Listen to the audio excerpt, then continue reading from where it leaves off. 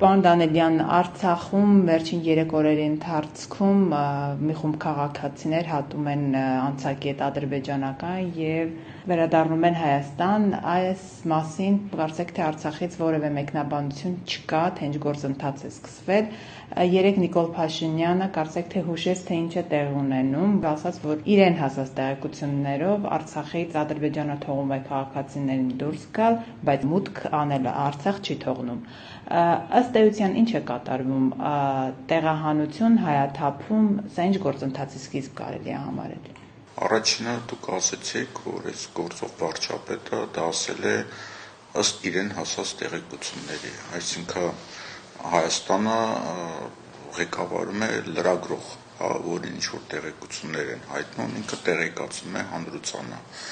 այսինքն նա վերադարձել է լրագրողի դերակատարությանը, այս այն է, որ պետք է իմանալ Հայաստանի մասին, Հայաստանը չի կառավարվում եւ ինչ-որ լուրերի հիման վրա վարչապետը կամ լրագրողը մեզ տեղեկացնում է, որ այն էլ ոչ հաստատ իրեն նման տեղեկություններ են հասել։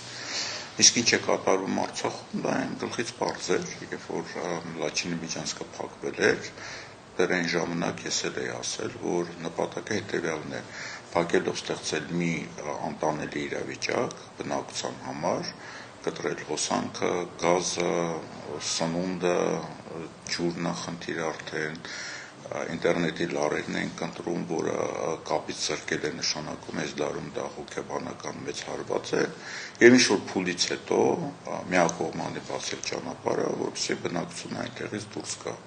Այսինքն դրա համար պետք է չի լիներ լրագրող վարչապետ, որ վերջում հասկանալ ինչ է կատարվում։ Սա է նպատակը, բայց ես ուզում եմ նաև նշել, որ Արցախում հերոսական ժողովուրդ է ապրում եւ նման պայմաններում, երբ որ փոքր երեխաներ ուտելիք չունեն, սննդի տարբեր տեսակներից են զրկված, քաղցրից եւ այլն, որ օրգանիզմի համար շատ լուրջ խնդիր է, եւ երբ որ Աղդամի ճանապարհը ուզում էին բացել, նույն ժողովուրդը փակեց ճանապարհը, այսինքն նախընտրեց մնալ սոված եւ կրել այդ տառապանքները, սակայն չընդունել թշնամուց ինչ-որ ձևի օգնություն։ Եվ դրան ի հակակշիռ մենք տեսնում ենք Հայաստանի բնակչություն, որը բացարձակապես անտարբեր է, այդ էմպաթիա ապմակցում նույնիսկ չունի, մենք տեսնում ենք Հայաստանի ղեկավարություն, որը խրախճանքների մեջ է եւ դա ցուցադրում են լուսանկարներով, իրենց լայն ժպիտներով եւ այլն, մենք տեսնում ենք, որ իմի ժողովրդի տարբեր հատվածները լրիվ տարբեր հատկություններ են դրսևորում իամոթ մեզ բոլորիս եւ նույնիսկ այս իրավիճակում, երբ որ ինչ-որ բան կարելի է փոխել, օրինակ Երևանի ընտրություններ եւ այլն, մարդիկ, չգիտեմ, կամ անտարբեր են, ոչինչի չեն հավատում, կամ գնում են ինչ-որ ծաղրածուների են փորձելու ձայն տալ, ես նկատում ունեմ Հայկ Մարությանին, ամերիկյան պրոյեկտ, որը պատրաստվում է նրա համար, նույն Զելենսկու սցենարով, ինչ-որ ծաղրածուն, կլոնը, ինչ-որ բաներ է խոսում ժողովրդի սրտից եւ մարդիկ արդեն դա դուր են գալի եւ ուզում են ընտրել։ Ես ուզում եմ նախ մի նշում անել, որ օգտագործելով կլոն բառը, ծաղրածու բառը, ես դրա մեջ որևէ բացասական բան չեմ դնում, որտեղ կան կլոններ, որոնք մեծ դերասաններ են, մեծ մտածողներ են, որոնք մտավորականներ են, նույնիսկ փիլիսոփաներ են, ես կարող եմ անուններ նշել, նույն Չարլի Չապլինը, կարելի ասել նույն ռուսական իրականությունից վիցիններ, լինելով լուրջ դերասան կլոունի դերի մեջ էր մտնել եւ այլն, այսինքն կան մեծ դերասաններ, որոնք մեծ մտավորականներ են եւ դա ստեղծագործական է ոլորտ է եւ Հայաստանի իրականության մեջ ես կարծում եմ իրոք մեծ մտավորական, մեծ դերասաններ, ասենք Վարդան Պետրոսյանը, նույն այդ Հայկո Մկոյի զույգից ես կարծում եմ այդ Մկոն շատ ավելի բարձրակարգ դերասան է եւ մտածող մարդ է, որը ոչ թե կապիկություններ անում, այլ իր միմիկայով ինչ-որ կերպարներ է փոխանակում, մեզ հասնում, հիմա ինչ-որ կլոուն է եկել, նույն Զելենսկու նման կլոուն, որին արևմուտքից պատրաստում են, որի ունեցվածքը դրսում է, այսինքն վերահսկողության տակ է, եւ բերում են այս ծրագիրը միջև վերջ հասնելու համար։ Տեսեք, այս պահին Արցախահայության առաջ դրված է երկու ճանապարհ։ Ադրբեջանն ասում է բացեք Աղդամով ճանապարհը, դուք կստանաք հումանիտար հոսանք գազ։ Եվ երկրորդ ճանապարհը այսպես մաս-մաս Արցախից դուրս գալ։ Ի վերջո այս ճանապարհներից որը պետք է ընտրվի, թե կա նաև երրորդ, ավելի հայանպաստ, ավելի հօգուտ Արցախի տարբերակ։ Ինչ տարբերակ կա այս պահին, ինչ տարբերակ ունի Արցախահայությունը։ Ինձ համար նախ հետաքրքիր կլիներ, որ դուք բացեք ասելով հայանպաստ բառը, ինչ եք հասկանում, հա, ինչ է նշանակում հայանպաստ։ Հայը առանց Ադրբեջանի վերահսկողության։ Տեսեք, ժամանակին կար Լավրովի ծրագիր, հանձնել 5 շրջան եւ բացել այդ կոմունիկացիաները, հա, որոնք ունեն աշխարհաքաղաքական նշանակություն եւ աշխարհում իրավիճակը փոխվելով նույն այդ մեծ երկրները ուզում են, որ որոշակի ինչ-որ խնդիրներ լուծվեին այստեղ։ Մենք բնականաբար դրան դեմ էինք եւ արդյունքում ստացանք պատերազմ, որտեղ մենք բավականին վատ վիճակում հայտնվեցինք եւ նույնիսկ ամենապատագույն երազում չենք պատկերացնի, որ կլինի այդ Լավրովի երկրորդ առաջարկը, ուղղակի որի նպատակը հայերը որպես էթնիկ կազմ, որպես էթնոս մնան Ադրբեջանի տարածքում եւ նրանց ինչ-որ իրավունքներ ընդամենը պաշտպանվեին։ Այսօրվա իրականությունն այն է, որ դա արդեն մեզ համար երազանք է, որին Ադրբեջանը չի համաձայնում։ Սա է այդ առաջարկի իմաստը, իսկ աշխարհաքաղաքական առումով ես կարծում եմ Ռուսաստանի ժամանակ է պետք, որպեսզի ուկրաինական պատերազմը ինչ-որ ձևի սառեցվի եւ գնան արևմուտքի այդ պայմանավորվածությունները, որպեսզի ձեռքերը ազատվի այստեղ ավելի համարձակ գործելու։ Եվ Ռուսաստանը դա ցանկանում է ոչ թե հայերի շահերից ելնելով, մեզ սիրելով եւ իր աշխարհաքաղաքական խնդիրները լուծելու համար։ Ընդհանրապես քաղաքականության մեջ բարեգործություն գոյություն չունի, յուրաքանչյուր ունի շահեր։ Հիմա շահերը հետեւյալն են. գնում է մեծ հակամարտություն Արևմուտքի եւ Չինաստանի միջեւ, առաջի հերթին նաեւ Ռուսաստանի միջեւ, եւ այդ ծրագրի մեջ պետք է ստեղծվի մեծ թուրքական աշխարհ, որը լինի հակակշիռ Իրանի, Ռուսաստանի եւ հասնի մինչեւ Չինաստան, հա, պետք է հզորացնեն, ուժեղացնեն եւ տանեն բախման, ինչպես Ուկրաինան տարան բախման։ Դա քաղաքականության օրենք է։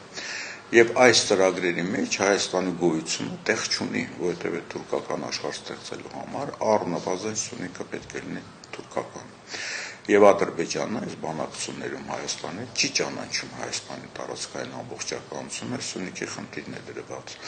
Եվ դա լուրջ խնդիր է լինելու եւ Ռուսաստանի եւ Իրանի համար,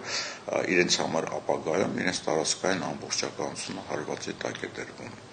Ես կարծում եմ սա է այս այն ամենը, ինչը կատարվում է, եւ ես կարծում եմ Ռուսաստանի շահերից ելնելով դուրս չի գալու Արցախից, նույնիսկ ուղղակի այս վիճակում պետք է ժամանակ շահի, եւ Իրանը թույլ չի տալու, չգիտեմ Իրանը որքանով առաջ կգնա, որքանով համարձակ կգործի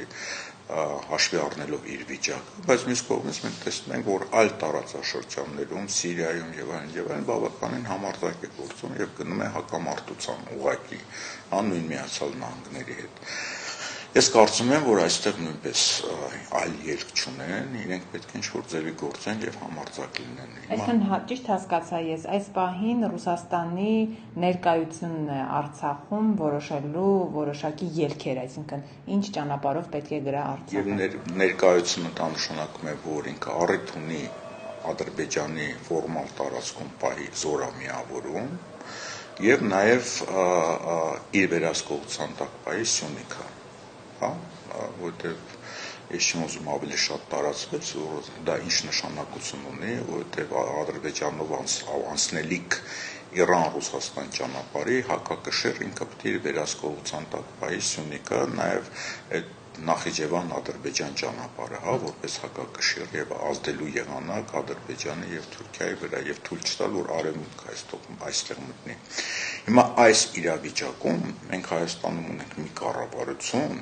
որը այդ հակահայկական ըստեյության, հակահայկական բլոկի մեջ է, այսինքն Հայաստանի կառավարությունը մի աշխարհաքաղաքական բլոկի մեջ է մտել, որի շահերը հակասում են մեզ, ոչ միայն հակասում են շահերը, այլ նաև մեր գոյության խնդիրն է դրված։ Դա աննորմալ իրավիճակ է, եւ երկրորդը Հայաստանում ձևավորվում են քաղաքական կուսակցություններ, որոնք պետք է լինեն այդ պահեստայինները, այս ԿՊ-ին, ես մի քիչ առաջ Հայկ Մարությանի մասին խոսեցի, որը Զելենսկու նույն այդ ծրագիրն է կրկնում, ինչ որ կլոուն, որը ինչ որ բաներ է խոսում,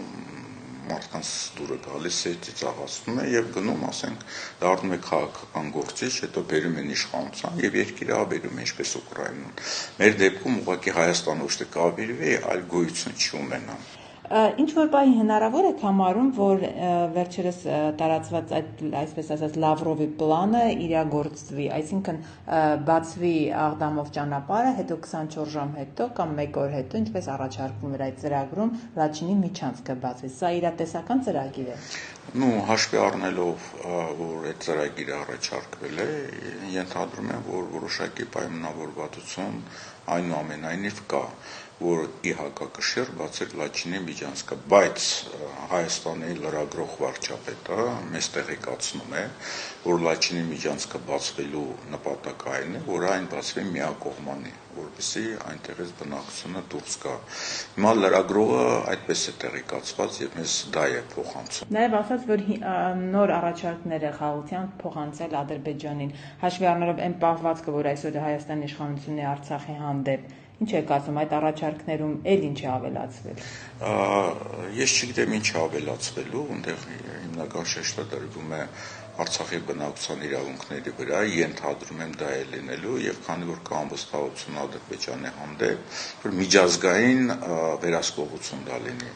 Բայց ամբողջ խնդիրը այն է, որ եթե միջազգային վերահսկողություն է լինում, նաեւ արևմուտք է մասնակցում, արևմուտքի շահերը մեր շահերի դեմ է։ Մենք տեսանք Եվրոմիսիոն դիտորդները ինչպես են պահում, երբ որ կրակում են իրանք մերժում են, որ կրակել են իրենց վրա, հետո փաստերը ցույց տալուց հետո ընդունում են, այսինքն նրանք մեր շահերի դեմ են գործում եւ հրավիրված են դրա համար։ Հիմա այդ միջազգային կառույցները ում կողմից են խաղալու իրենց շահերից, որպեսզի Արցախը դատարկվի եւ իրանք սեպ սարքեն Ռուսաստանի եւ Իրանի միջեւ, թե ինչ-որ այնտեղ հայկական բնակչությունը պահպանվի։ Ես կարծում եմ եկել է իրավիճակ, որ մենք պետք է այս ամեն ինչը լավ հասկանանք եւ քաղաքականության մեջ արտաքին մենք շարժվենք ոչ թե չոր էմոցիաներով, որ գիտեք ինչ արևմուտքը լավ է, այնտեղ լավ են մարդիկ ապրում եւ այլն, Ռուսաստանի Իրանը վատ է, այնտեղ դեմոկրատիա չկա եւ այլն, այսինքն միջազգային հարաբերությունները ոչ թե լավ ու վատով են, միջազգային հարաբերություններում չկան բարեգործություն։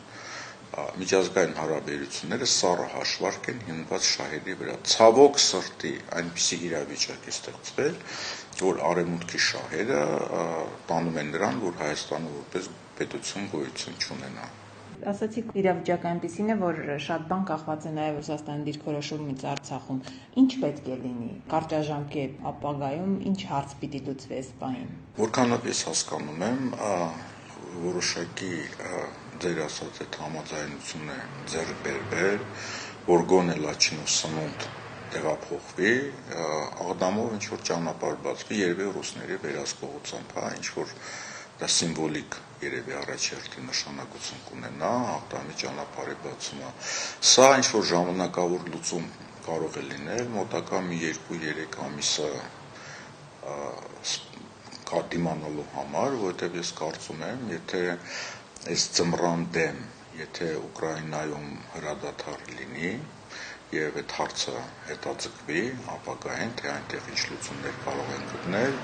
եւ Ռուսաստանի եւ Իրանի ձեռքերը կբացվեն այստեղ ավելի համարձակ գործելու համար, ոչ թե մեր շահերից ելնելով, այլ իրենց շահերից ելնելով։